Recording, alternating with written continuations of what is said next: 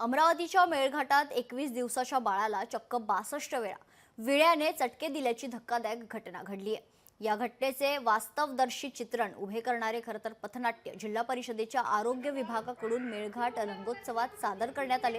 दरम्यान 21 दिवसाच्या बाळाला कसे 62 चटके देण्यात आले हे उलगडण्यात आले।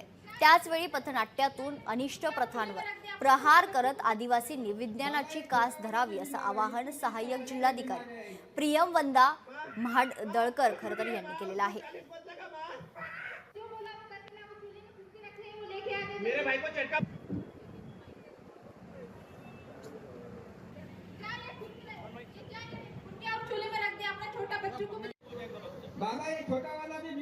ह्याच्यातून जनजागृतीचा हाच एक प्रयत्न आहे की ज्या रूढी परंपरा चालू आहेत मेळघाटात, तर आता बदलत्या काळाबरोबर आपल्याला सुद्धा बदललं पाहिजे आणि आपण आता जे आधुनिक मेडिसिन्स आता अवेलेबल आहेत, उपचार अवेलेबल आहेत वेगवेगळ्या रोगांसाठी, तर लोकांनी दवाखान्यात जाऊन उपचार घ्यावा आणि अशा बाबांना वगैरे बळी न पडता आणि घरातच उपचार न करता दवाखान्याची मदत घ्यावी आणि योग्य तो उपचार करावा।